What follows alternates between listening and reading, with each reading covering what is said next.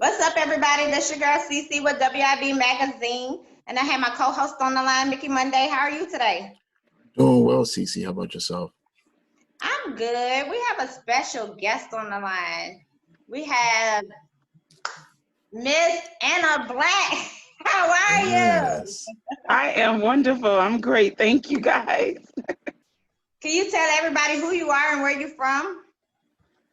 I am Arthur Anna Black. I am originally from Chicago, Illinois, South Side.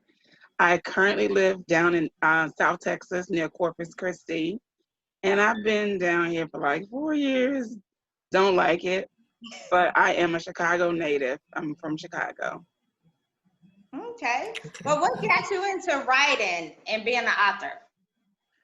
Oh, I always had a knack for writing. Um, early on, my dream was to be a journalist. I was like, I'm going to report the news. That was my thing. And I didn't go in that direction at all. I got married kind of young. I got married at 18, straight out of high school from my high school sweetheart. He went into the military, and we um, left home. By the time I was like 20, I was in Hawaii. I was away from my family and my friends. And my husband was like really my everything because we were so close. And then around about the age of 28, 10 years into my marriage, we were not on good terms. It was rocky, and we was going through a divorce. And at that time, I was like, oh God, I was depressed. I was sad, and I needed like an outlet. I needed something to help me to get my situation off my mind. So that's when I sat down and penned my first book. It was a great distraction. It helped me through a real tough time in my life. And after that, uh, I started sharing the book with my friends. And that was my actual first book I finished. And they was all like into it, like, oh my God, it's so good, it's so good. And I was like, yeah, they just sent it because they're my friends. But after that, I got another idea. So I started writing another book. So by book two, sharing it with my friends again, they saying the same thing. So it just kind of started as therapy, basically. And it got me to where I am today. That's awesome. That's an inspirational kind of background that it started from one and then it led to a passion. Absolutely. I had Yeah. no idea that it would become my career versus a hobby or outlet.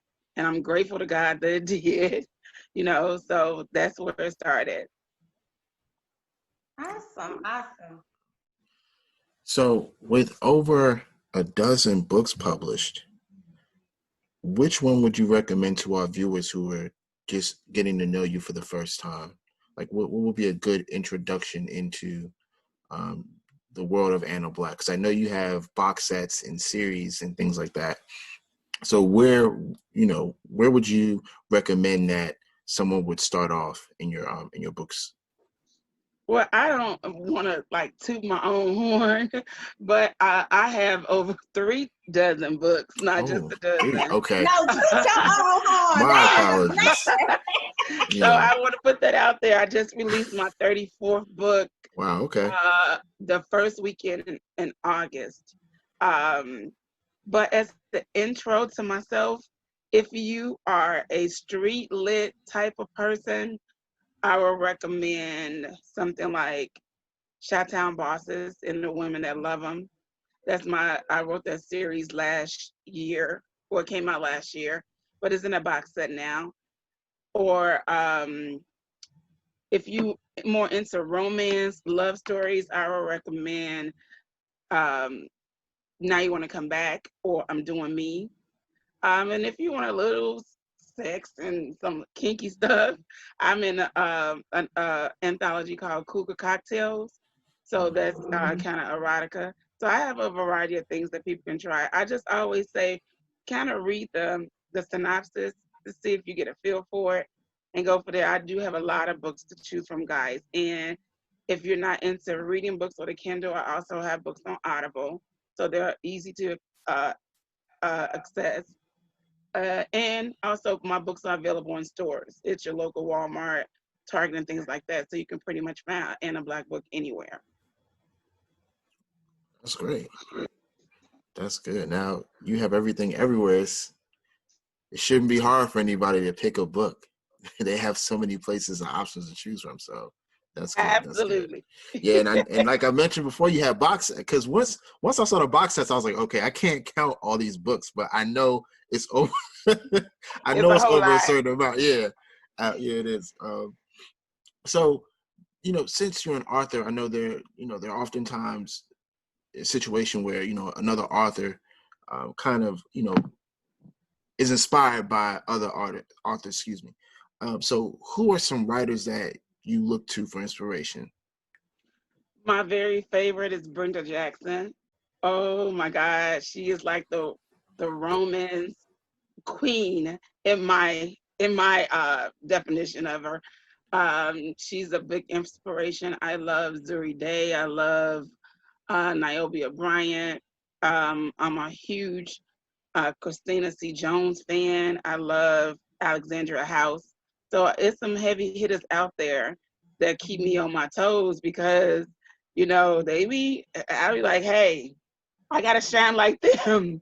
So to name a few, those are some of my absolute favorite. And Brenda Jackson is definitely my inspiration.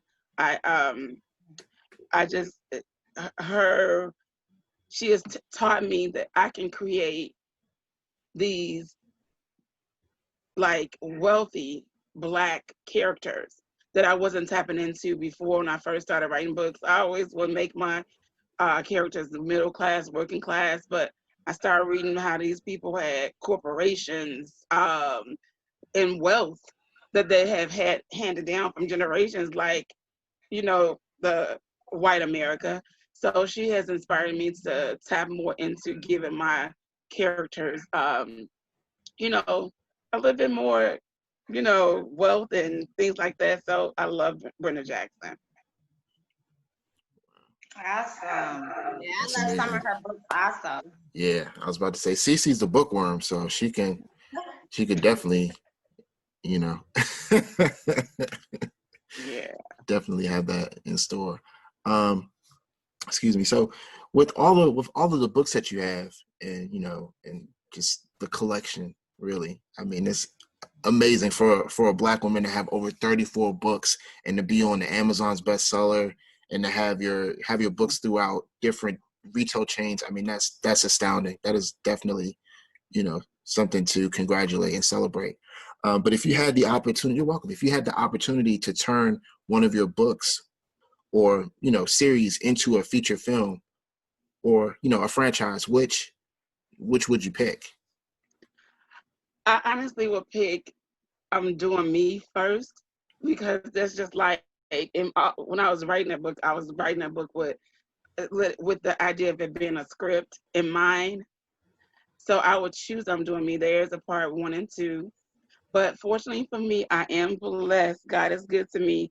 I have an opportunity already with one of my titles, The Perfect Love Storm.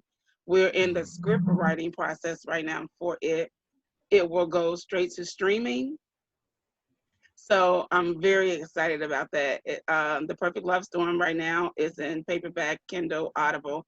So if you're a reader, definitely go check it out because the movie, I don't have a release date yet, but if you follow me on social media or my website or whatever, I keep my fans and supporters informed. So definitely be looking out for that. I, it's been a long time coming. This has been on the table for 2 years, so it has taught me patience. So, and I pray and I hope that there's more to come. But definitely to answer your question, I'm Doing Me. That would be my first pick. But I was blessed to get another title going for a movie. Okay. Well, Wow. congratulations. Yeah, definitely congratulations. Yeah. And Yes. Cece loved that book too. She Yes, read it. I was just about to say that's the book that I read and I love it and I can't wait to see it. So as soon as you post it, I'm gonna be like, okay, that would be me because I love the characters in that book. I just loved everything about the book. I mean, you like I said, I got another book of yours that I'm gonna work on next week. I still haven't got a chance to read it. but I'm gonna get through them. I know you got 30 something books, but I'm gonna get through them little by little. Hey, books never get old. That's why I don't panic. Books always, my book that came out 10 years ago is still new to somebody that hadn't read it before. So books don't get old. That's true. But I have a question for you. What has been one of the biggest struggles you had being an author? Wow, the biggest struggle I had is I was published under a company that I had issues with. I wasn't getting paid my royalties, and it went bad. It was, to me, to begin with, was a great relationship that ended up real poor. That's the worst thing that has happened to me in this industry. Other than that, I've been, like I said, been fortunate, and I can't complain. It's a constant hustle. You always have to find a way to keep up with the times, so that sometimes becomes challenging. But other than that, no other negative things to say, or no regrets. You know, even with the issue I had with that publishing house, that it went sour, I still have no regrets. It was a learning experience. It taught me how to be more, to pay more attention to things going on in the future. And if I don't know something, have somebody to help me than to just dive in when I don't know what I'm doing. Because that was the case back then. But it was a learning experience, but I don't regret it. Okay. Well, do you have any projects that you're working on for the rest of this year or for 2001? Do I have a book that's due to release next month. And I don't want to say the title yet, y'all, because the title is still kind of up in the air. So I should have something coming out in September. I also am working on a project again with my pen sisters, Tina Marie, Princess Diamond, and Teresa Reese. We're working on a Christmas project. So that'll be out hopefully by the first week of December. And I also have Now You Want to Come Back Part 2. I almost forgot about my baby. Now You Want to Come Back Part 2 will relaunch next month on the 29th. And that one will be in stores, Kindle, Audible as well. So I do have currently, I know for sure, 3 projects to release before 2020 ends, which I'm really ready for 2020 to end. We all 2020 has been crazy, so. I think we all are. It has been a crazy 2020, but I got a lot accomplished during this time, though, being able to sit home and read and catch up on reading and work on different stuff and hobbies. So, yeah.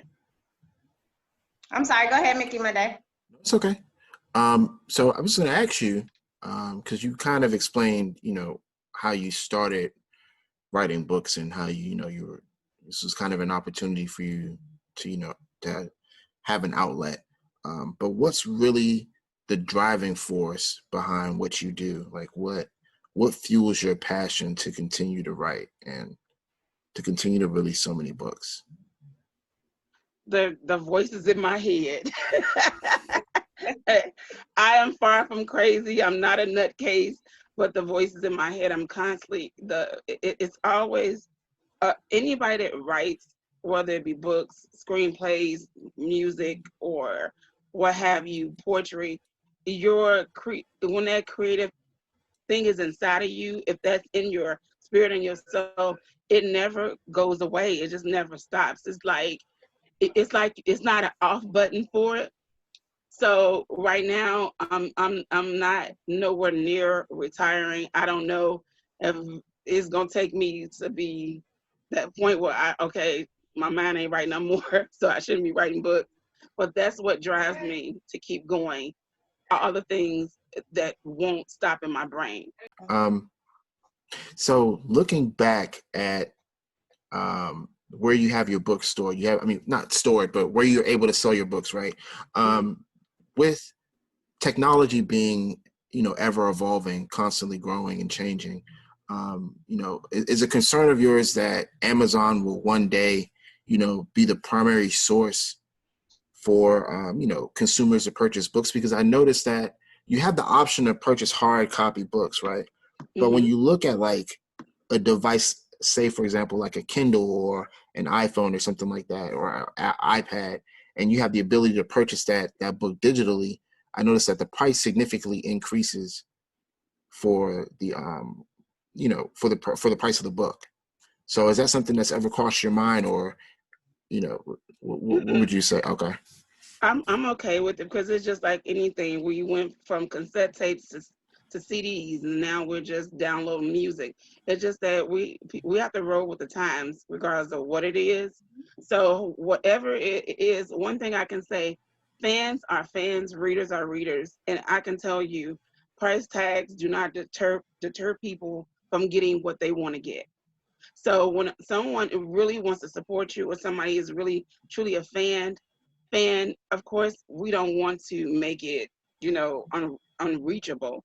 But these people that set these prices and things like that, when they're marketing things like that, they're looking at the competition. It's like, I know I'm not a James Patterson, of course, but if James Patterson can sit down and do the same thing that I do, which is just write a book, why can't I make that level of royalties or commission off of what I do? He's doing the same thing as I am. We're just writing a different genre. So I say respectfully for those authors that write amazing stories or amazing novels, that if their true fans are going to support them regardless. So I don't get concerned at all. It doesn't even bother me or scare me, because what it is what it is. And those true followers are going to still purchase your book. Okay. Wow. Yeah. Well, that's good that you have that mindset, and you still power through and you continue to do what you do without even having to acknowledge that could be an issue in the future. But like I said, that's amazing. But just kind of piggybacking off of what you said about people supporting artists, and price not being an option for those. Excuse me, I keep saying artists. I mean to say author. For those authors, what would you say? What kind of inspiration or words of inspiration would you provide to aspiring authors who, who's watching this interview, who, can see you and can model themselves, can see, a Black woman releasing so many books and being, having the accolades and having the real estate to be able to have your books in various mediums. What would you say to those people? I say to just stay dedicated to your craft and be patient. Be patient. I run into a lot of new authors who they're excited. I get it. I was there. Your first book come out, you excited, and they have sometimes an unrealistic mindset, because they, of course, they believe in themselves and their works, but they think like, my book is going to do this, my book is this, my book is that. Listen, I don't want you to go in with that type of mentality, bring it down some, because you don't want to get your bubble burst when you get into this industry and see how saturated that it is with authors. And it don't take much to put a book out. Your concern should be quality, definitely getting your book edited. Your friends can't edit it. Your English teacher from your school can't edit it. The lady at the church, just because she got an English degree. No, take professional actions or steps for your craft. Make it look good. If it's a good story, sometimes a good story goes nowhere because the editing is poor. The cover may be trash. So you have to really put in the work for your work, and know that books don't sell themselves, sweetie. They don't sell themselves. If people think that you put a book out there, bam, everybody's gonna pick up your book. No, because it's a million other books sitting next to yours. So you have to be like a walking ad for yourself. You got to be your own campaign. Everywhere I go, whoever I come in contact with, they know I'm an author. That's how I introduce myself. Hi, I'm Anna Black. I write books. Do you read? Do you know someone that reads? Anytime I can have a t-shirt, keychain, or whatever, it's really hard work, and you have to do the footwork. It's not an overnight success thing. In this, maybe 1 out of a million fortunate people get that, but it's not. If you meet some of the heavy hitters that people have been around for a long time, they didn't probably get their big break until book number 10. Or like you have books that didn't even involve some movie to 25 years later, you know, because we all can't be the Terry McMillan or the, you know, we can't, all of us don't start that way.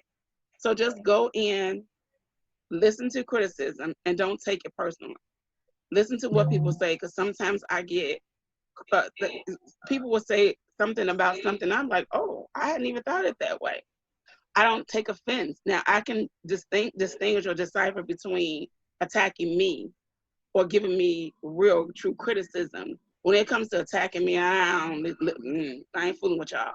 But I do take constructive criticism, and I do take account to what my readers are saying. Because I'm here to entertain them. I got to give them what they want. They might not always get it 100%, but I listen. So mainly, to wrap it all up, just project, just perfect your brand, put out the best quality work that you can. Don't just go upload some mess on Amazon. You're not going to be successful that way. Listen to your readers and always promote yourself. My publishers don't promote me. I take that back. Cold Hard Signatures, my publisher, that publisher promotes me. It's a different ball game with him. But Urban, the major press that I'm with my books in stores, they don't put no ads out for Anna Black. Anna Black got to do it herself. So just go into it with realistic, just be realistic about it. Don't go in with all these big, y'all know the words I'm trying to use, expectations. Yeah, don't go in like that. Just go in there, giving it your all, and hopefully it'll come back to you.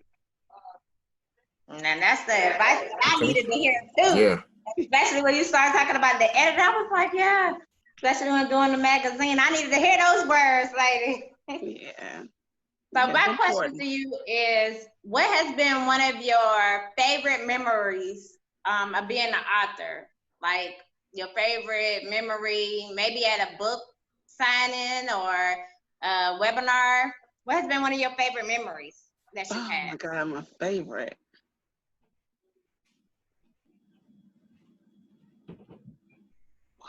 Oh my God, my favorite. I got so many. What was like my favorite?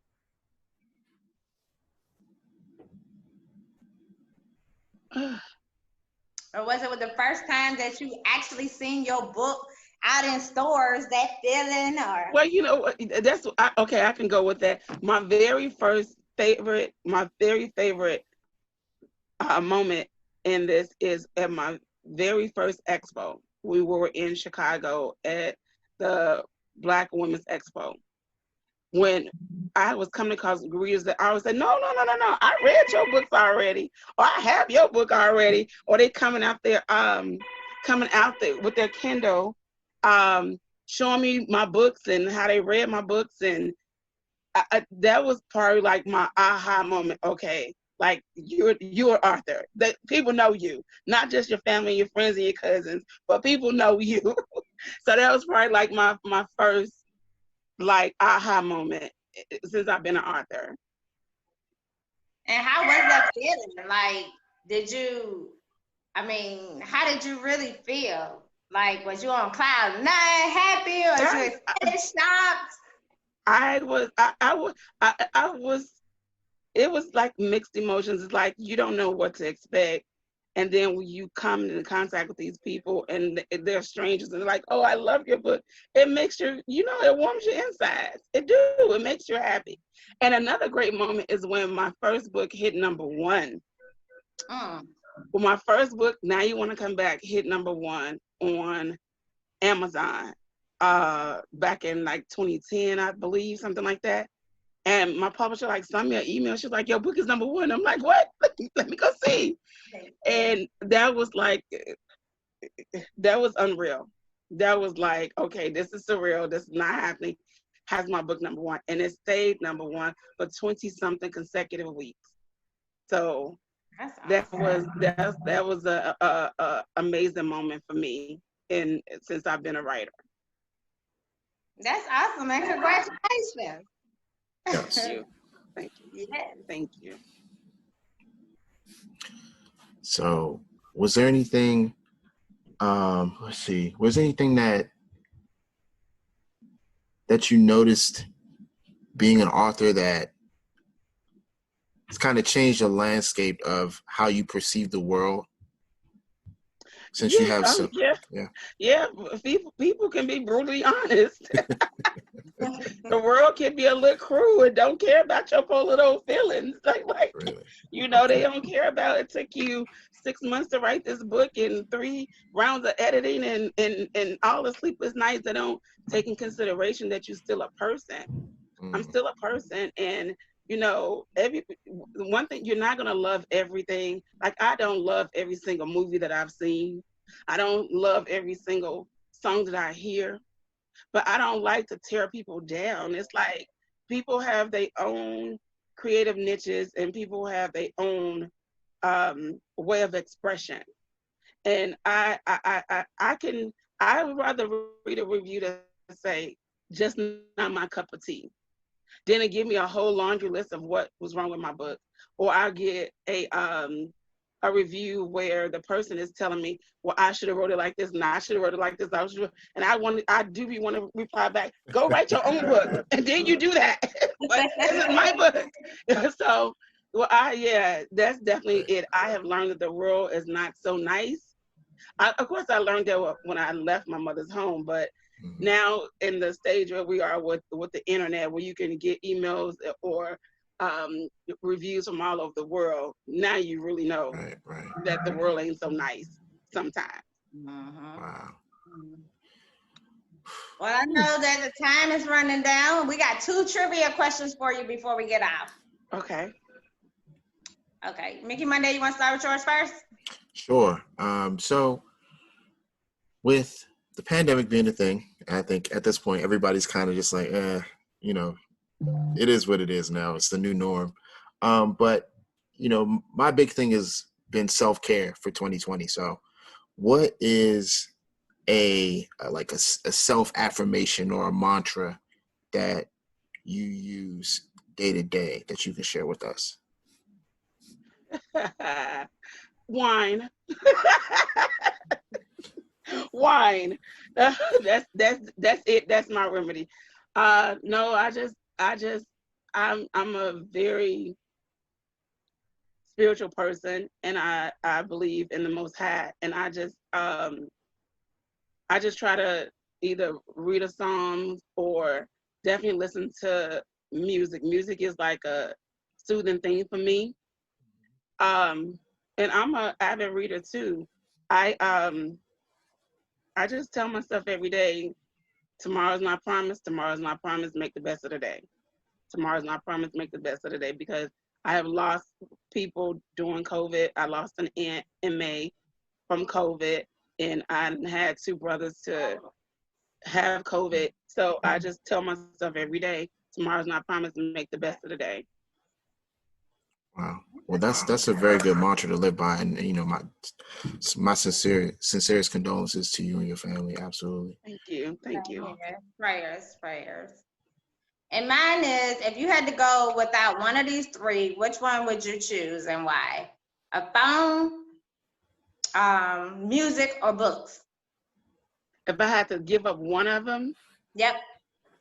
A phone, music, or books. It would be my phone. Because and why would you choose that one? Because books are my life. That's my livelihood. That's what I do. So I definitely don't want to take that from the table, because that means taking away mine as well.